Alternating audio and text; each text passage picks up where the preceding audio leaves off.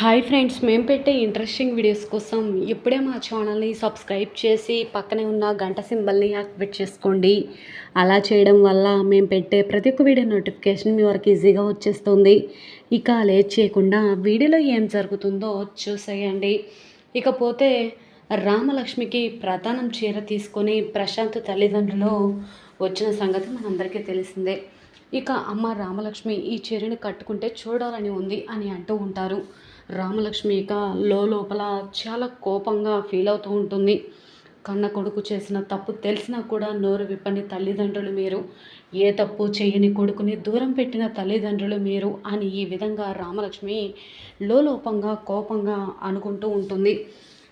జానకి అని అనగానే సరేనండి అని చెప్పేసి రామలక్ష్మిని తీసుకొని లోపలికి జానకి ఆద్య ఇద్దరు కూడా వెళ్ళిపోతారు. రామలక్ష్మి చీర కట్టుకోమ్మా అని అంటుకుంటే, అమ్మ ఈ చీర నేను కట్టుకోవడం ఏంటమ్మా, నాకు అసలు ఈ పెళ్ళి వద్దు అంటుంటే ఈ పెళ్ళి ఆపడానికే కదా ఆధారాల కోసం నేను కోచ్ సార్ దగ్గరికి వెళ్తున్నాను అని అంటూ ఉంటే, ఇప్పుడు నువ్వు చీర కట్టుకోకపోతే ఇంట్లో పెద్ద యుద్ధమే జరుగుతుంది రామా, నువ్వు ముందు చీర కట్టుకో అనగానే సరే అని చెప్పేసి రామలక్ష్మిని ఆద్య అలాగే జానకి ఇద్దరు కూడా రెడీ చేస్తారు. ఇక రెడీ చేస్తూ ఉంటే రామలక్ష్మి ముఖంలో కళ ఉండదు, చాలా బాధపడుతూ ఉంటుంది.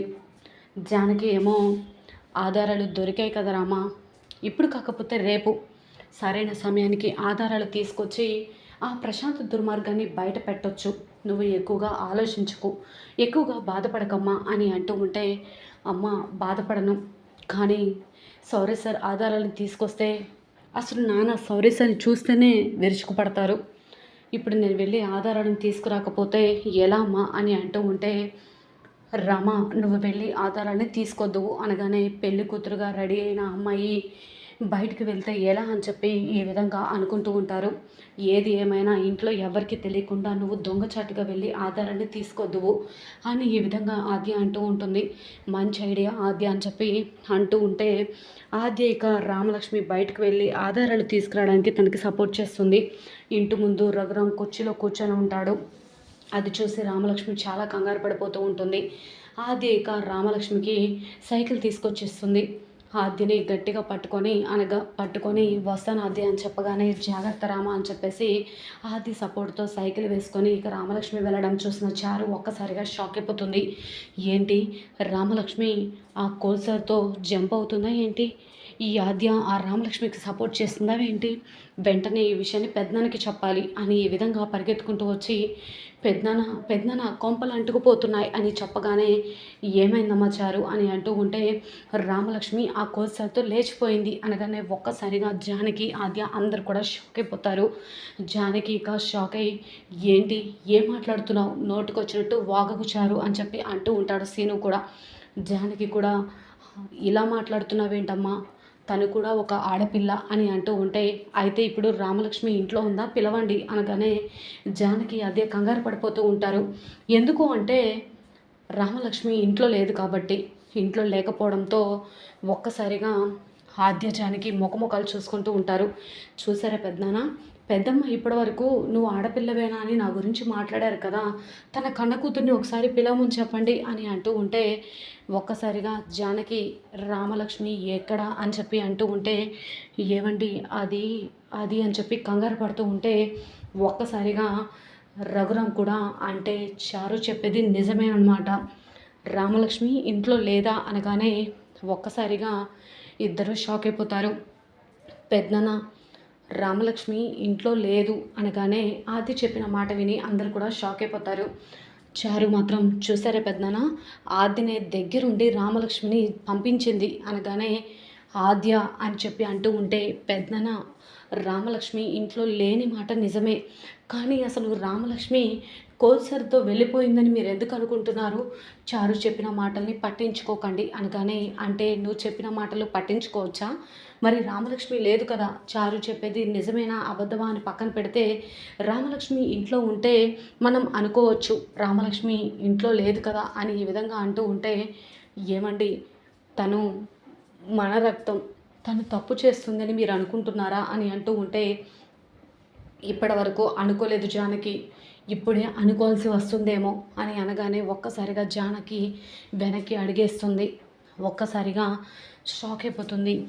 ఏంటండి మీరు కూడా అందరూ చెప్పిన మాటలు విని రామని అనుమానిస్తారా అనగానే, మరి కన్న కూతురు కనిపించలేదు, పెళ్ళి ఇంకా సేపట్లో ముహూర్తం, అసలు రామలక్ష్మి ఎక్కడికి వెళ్ళింది అనగానే, ఏవండి మీరు ప్రశాంత్ దుర్మార్గుడు అని రామలక్ష్మి చెప్తే వినలేదు కదా, శౌర్య ఏ తప్పు చేయకపోయినా శౌర్య దుర్మార్గుడు అంటున్నారు, తనని పాడు చేయాలనుకుంది శౌర్య అని మీ అందరూ నమ్మారు.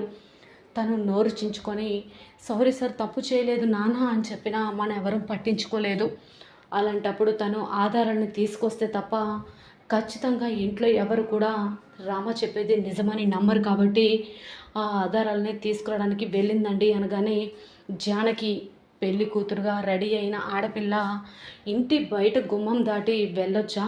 నీకు కూడా తెలుసు కదా, ఇదంతా తెలిసిన నువ్వే రామలక్ష్మిని ఆద్య నువ్వు కలిసి గడప దాటించాలని అర్థమవుతుంది. ఇంటి పరువు సగమే పోయింది, తల ఎత్తుకోలేకపోతున్నానని బాధపడుతున్నాను. కనీసం కూతురికి కన్యాదానం చేయలేని పరిస్థితిలో ఉన్న నాకు ఇలాంటి అని చెప్పి అంటూ ఉంటే, ఏమండి మీరు రామలక్ష్మిని తప్పుగా అపార్థం చేసుకోవద్దు, రామ ఖచ్చితంగా తిరిగి వస్తుందండి అని చెప్పి అంటూ ఉంటే, రామలక్ష్మి ఇంకెక్కడికి వస్తుంది, ఆ శౌర్యతో లేచిపోయింది అని చెప్పి చారు మళ్ళొకసారి అంటూ ఉంటే, చారు నోటుకొచ్చినట్టు మాట్లాడొద్దు అని చెప్పి ఆద్య అంటూ ఉంటుంది. నోటుకొచ్చి మాట్లాడేది నేను కాదు, రామలక్ష్మి అంతకుముందు ఎప్పుడు ఇలా లేదు, అమెరికా నుంచి వచ్చిన నువ్వే రామలక్ష్మిని పూర్తిగా మార్చేశావు. పెళ్ళి కుదిరిన తర్వాత వేరొకరిని ఎవరైనా ప్రేమిస్తారా? నువ్వు సీనుబావని ప్రేమించావు కదా, సీనుబావ నిన్ను కూడా ప్రేమించాడు. అలాగే రామలక్ష్మి కూడా ఎంగేజ్మెంట్ అయిన తర్వాత వేరొకరిని ప్రేమించవచ్చు అని నిన్ను చూసే కదా నేర్చుకుంది, అందుకే తను ఇదంతా చేసింది అని చెప్పి చారు అంటూ ఉంటే, రఘురామ్ అంతా కూడా ఆలోచిస్తూ ఉంటాడు.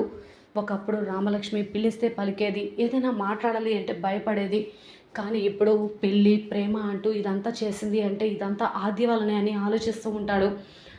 చారు అలా మాట్లాడకమ్మా, ఆద్య వచ్చిన తర్వాత రామలక్ష్మి ధైర్యం తెచ్చుకొని మాట్లాడడం నేర్చుకుంది, అంతేకాని ఇప్పుడైనా శౌర్యని ప్రేమించిందని చెప్పింది తప్ప శౌర్య సార్తో వెళ్ళిపోతానని కానీ, మీరు పెళ్ళికి ఒప్పించండి అని కానీ, నేను సార్ని ప్రేమించానని కానీ ఏ రోజు చెప్పలేదు అనగానే, అంటే ఇలా వెళ్ళిపోవడానికి ఆ రోజు చెప్పలేదేమో అని చెప్పి చారు అంటూ ఉంటే అందరూ ఒక్కసారిగా షాక్ అయిపోతారు.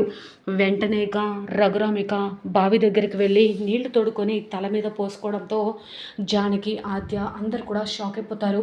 అన్నయ్య రామలక్ష్మి ఎక్కడికి వెళ్ళిందో ఏంటో మనకు కూడా నిజానిజాలు తెలియవు కదా అనగానే, తను గడప దాటి బయటకు వెళ్ళింది అంటే నీకు ఇంకా అర్థం కావట్లేదా శివరామ అని చెప్పి రఘురామ్ కూడా చారు చెప్పిన మాటల్ని నమ్మి తల మీద నెత్తి మీద నీళ్లు పోసుకొని రామలక్ష్మి ఫోటోకి బొట్టు పెట్టి దండ వేయగానే జానకి ఒక్కసారిగా కుప్పకూలిపోతుంది.